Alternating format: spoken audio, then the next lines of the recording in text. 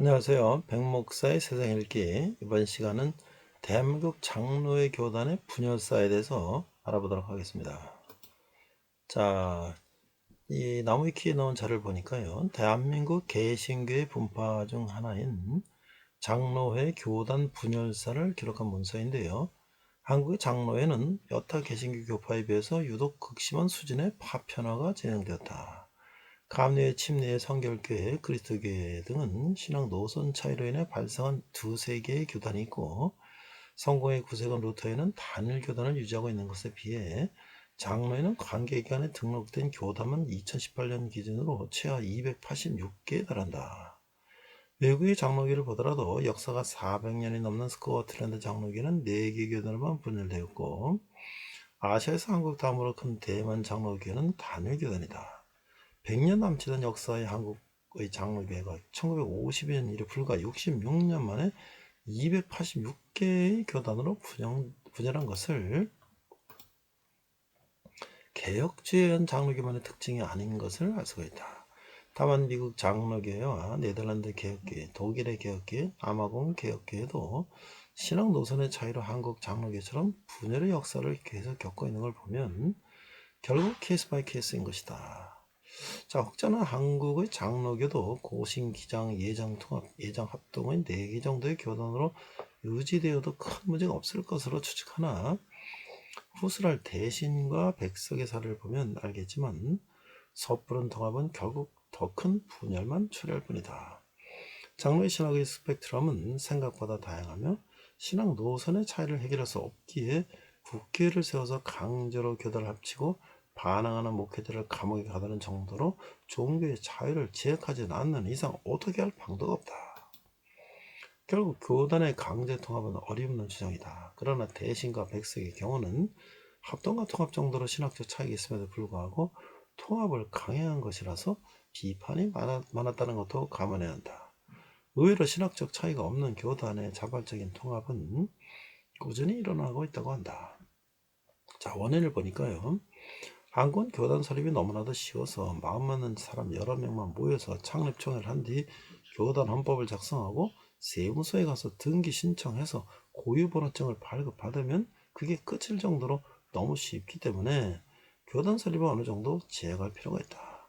초기 세 차례 분열은 사회적으로는 신사참배, 그 다음에 이제 신학적으로는 성서비평 또는 월드 추치카슬 세계교회협의회 그럴 만한 이유가 있어서 분열한 것이지만 1979년 이후에 분열사는 박유선 목사의 예장 합신 등 일부를 제외하고는 교권 다툼의 성격이 강하므로 교계 안팎에서 큰 비판을 받는다. 본래 손으로 꼽을 수 있었던 국내 장로교회 교파 수가 200개에 육박하게 된 것도 1979년 이후 교파의 분열 때문이다. 일반적으로 예장 고신, 기장, 예장 통합, 예장 합동의 형성까지는 알려져 있으나 그 이후 합동교단 내의 분열에 대해서는 파악하기가 매우 어렵다. 신앙생활을 개발한 장로교들도 주요한 8개의 교단 외에는 잘 모르는 경우가 흔하다. 이 문서의 주 출처가 된 한국 장로교 교단 분열의 계보, 장로교 중소교단을 중심으로 기독교 사상 2015년 9월의 저자마저도 그 교단에 대해서 온전히 파악하기 어렵다고 표현한다. 사실 한국, 미국 장로회, 네덜란드 개혁교회가 그렇게 갈라진 가장 큰 이유는 목사에게 큰 자율권을 주기 때문이다. 한국 장로회는 목사가 교회를 혼자서 개척한 경우가 대단히 많아서 각 교회마다 설립자인 원로 목사의 권한이 막강한 편이다. 하지만 감리의 구세군 루터의 성공회는 교단이 교회를 세우고 목사를 임명하기에 교회가 교단의 재산이기 때문에 목사가 교단에서 이탈하면 소속 교회에서 내쫓기는 강력한 페널티가 있다. 단일 교단인 회의 장로에 대한 경우가 대다수다. 다른 교파라고 파벌이 없는 게 아니라 강력한 페널티가 있기에 나가고 싶어도 참고 자려는 것이다. 그래서 이런 교파에서 갈라져 나와 탄생한 중소 교단은 재산이 없어서 소멸하거나 교세가 매우 질이 멸렬하다. 역설적이게도 한국 장로의 분열과 자율성이 목사에게 큰 자율권과 자신의 신학 성향대로 교단을 고를 수 있는 이점을 주기 때문에 한국 장로에서 목사가 되려는 신학생이 더욱 많아졌고 이는 장로의 교세가 커진 요인이 됐다. 자, 비판인데요. 이런 교단의 분열성은 개신교 전체뿐만 아니라 당장 한국 장로교 내부에서 비판의 목소리가 상당히 높다. 자유로운 신앙을 추구한다기에는 용인하기 심각한 수준의 분열성인 동시에 결국 교단의 주직직, 총회장, 노회장 등을 목사들끼리 나눠먹기 위한 목적의 행동이 아니냐는 시선이 지배적이다. 새롭게 들어온 신자를 역시 한국 장로의 분파가 수백 개 달한다는 이야기를 처음 듣게 되는 경우 경악하는 반응이 대부분이기 때문이다. 10개로 정도는 몰라도 200개가 넘는 분파는 어떻게 봐도 상식적인 수준이라고 판단하기 어렵다. 분파가 되는 과정에서 상황적, 교리적, 학문적 차이가 있었다 해도 가장 큰 문제는 외부에서 봤을 경우 개신교의 분파가 그저 교회 내 정치 싸움으로만 비춰진다는 것이다. 실제로 이런 식의 과도한 분파는 개신교 이미지를 부정적으로 만드는 데 매우 큰 원인 중 하나에 속하며 비개신교인이 보기에는 목사가 한 세속적인 알력 싸움으로 비춰지는 경우가 절대적이다. 또한 이러한 장로교 교단의 달리본 사이비 종교들이 창건하는 데에도 어느 정도 일조하는 부분이 있다. 개신교 계열 2단 사이비 종파들은 대개 위정교를 세워서 성도들 혹은 새신자들 유혹하는 경우가 많은데 대표적으로 신천지가 있는데요. 이런 위정교들은 대개 대한예수교 장로의 타이틀을 달고 있는 경우가 많다. 왜냐하면 200개 넘는 교단들이 난립해왔기 때문에 위정교회들의 교파를 일일이 찾아보기도 힘들며 대한민국 내에서 가장 많은 신도수를 가진 교파가 예정통합과 합동교단이므로 위정교회가 장로의 타이틀을 가짜로 달고 있을 경우 대개 거부감 없이 새신자들이 유입되기 때문이다. 만약 대한민국의 장로교단이 10개 이내로 대형교단 정도로만 나눠져 있었다면 장로의 타이틀을 달고 위정 사이비교회를 발각해내기 장로회의 타이틀을 달고 있는 위정 사이비교회를 발각해내기가 훨씬 수월할 것이다. 그러나 200개가 넘는 교단들 때문에 일일이 대조해서 그런 교회를 찾아내는 건 사실상 불가능에 가까운 수준이다. 자, 역사를 보니까요. 여기서 이제 한 3가지 중요한 것만 봤습니다. 선교 초기로부터 대한예수교회 장로회 설립인데요. 1882년 만주에 선교하던 스코틀랜드 장로교 존 로스 목사가 누가복음과 요한복음을 조선어로 번역하여 출간했다. 이건 이제 서상년, 백홍전, 김명호 이런 이제 한국인들의 도움이 있었죠. 그 1885년 미국 북장로역 소속의 호리스 그랜트 언더우드 목사가 선교를 시작한 이래로 미국 남장로에 소속, 캐나다 장로교, 호주 장로교 등 여러 소속의 선교사가 조선에 들어왔다. 국권 피탈절인 1909년 이를 교단의 선교사들은 한반도 구역을 나누어 선교를 분담했다. 1907년 평에서 대부흥, 길선주 목사 등이 참여한 사경회가 일어났는데 같은 해 한국 최초의 노회인 조선 예수교 장로회 노회 동로회가 창설되었으며 1912년 조선 예수교 장로회의 첫 번째 총회를 개최한다.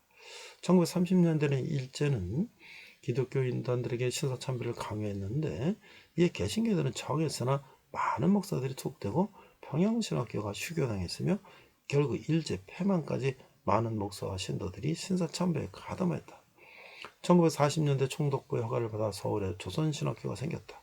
그리고 해방 후 1947년 다시금 대한예수교 장로회가 복원되었다. 자, 1차 분열인데요. 고려파 예장 고신인데 이 사회는 신사참배의 회계 문제예요. 해방 이후 신사참배를 거부하여 투옥됐던 목회자들이 출소하고 목회직으로 복귀하는 한편 고려신학교 현 고신대학교를 열었어요. 이들이 친일 청산민 회계를 촉구하자 김길창을 중심으로 신사참배에 가담한 다수의 목회자들은 이를 껄끄럽게 여겼다. 정파 목회자들과 신사참배에 가담한 교권파 목회자들 간의 오랜 대립 끝에 결국 교권파는 1951년 총회에서 일방적으로 한상동, 주남선 목사 등 좌우파 목회자들을 일제히 축출해버렸다. 원래 독립할 생각이 없었던 축출 목사들은 졸지에 총회에서 쫓겨나게 되자 1952년 고려신학교, 현재 고신대학교를 중심으로 별도의 고려파, 현재 예장 고신총회를 설립하였다. 이 고려파의 계열 교단들은 신학적 노선이 보수적으로 평가받는 장로회 중에서도 가장 보수적인 노선을 고수하고 있다. 그래서 교회 일치, 에큐메니컬 운동 참여나 가톨릭 정통성 인정 문제에도 가장 강경하게 반대하고 있다. 예장 고신의 교단 신학교인 고신대학교가 부산에 있고 고신의 세력이 가장 큰 지역이 부산 경남지방이라고 한다. 자, 이후 WCC 문제 당시 예장 고신은 WCC 반대 측에 동조하여 일식이 예정 합동과 통합하였다. 장로교가 다시금 분리하였고 몇 차례 자체적인 분열을 겪었다. 이제 예장 고신의 분열은 또 별도로 나와 있는데요. 자, 두 번째는 2차 분열인데 예장과 기장인데요. 이 사이는 성서 비평화, 고등 비평 문제다. 1차 분열로부터 약 1년 후인 1953년 김재준 목사를 중심으로 한 조선신학교 출신의 목회자들이 성서 비평학을 수용했다는 이유로 교회 보수 목회자들로부터 성서 무설과 축자, 영감사를 부정하는 자유주의 신학이라며 공격당하게 된다. 실제로 김재준 목사의 신학은 자유주의 신학이 아니라 성서 비평학은 받아들이지만 그렇다고 성경의 권위를 부정하지는 않는 칼바르트의 신정통주의 신학이다. 결국 김재준 목사는 총회로부터 장로교 목사직에서 파면당하게 됐다. 또한 53년 총회에서는 조선신학교와 평양신학교를 통합해서 새로운 교단 신학교를 설립하는 안건이 결의되었는데 이때 김재준을 따르면 조선신학교 계열의 목사들이 일체 배제됐다. 또한 장로교 총회는 조선신학교 출신 신학등들의 목사 안수를 거부하게 된다. 이에 김재준 목사를 필두로 한 조선신학교 출신 목회자들을 중심으로 한국 기독교 장로의 기장이 설립된다. 그 분열된 교단들이 분열된 입장에게 교단 이름을 대한예수교 장로의 뭐뭐라는 식으로 사용하고 있는 반면 기독교 장로의 측은 사실상 교단 간의 분열이긴 하지만 어쨌든 퇴치된 입장이 아예 기독교 장로회라 하여 표기법을 달리하고 있다. 이 기장은 대한성경과 함께 한국의 가장 진보적인 개신교 교단으로 평가받게 되며 민중신학을 중심으로 반독재, 민주화 투쟁, 인권, 노동, 통일운동, 촛불 집회에도 적극 참여한다. 세 번째 분야는요, 예장 합동과 예장 통합인데요. 이 사회는 WCC, 세계교회협의회, 에큐메니컬 문제예요. 한국 장로교 최대 분열은 1960년대에는 세계교회협의회 WCC 가입 문제를 놓고 분열이 일어나게 된다. 장로회의 개교주의와 교회 일치운동 간의 해석 차이를 놓고 WC 지지파와 반대파로 갈라졌는데 W 지지파는 연동교회, WC 반대파는 숭동교회에 모였으므로 연동파, 숭동파라고 불렸다. 그의 보수파가 있었는데 현재 성합측으로 명명을 잇고 있다. WC 지지파는 기장 측 일부 온건파 인사들과 연합하여 대한예수교 장로회 통합총회를 만들었고 WC 반대파는 1951년 독립해 나갔던 고신교단과 손을 잡고 대한예수교 장로회 합동총회를 만들었다.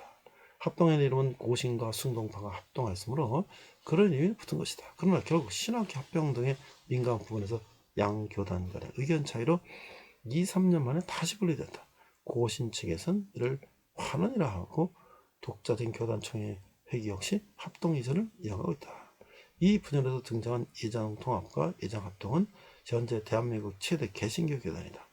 두 교단의 교인수를 합칠 경우 대략 5, 600만 정도가 된다. 자, 이상 한국 장로교의 분열사를 요약했습니다.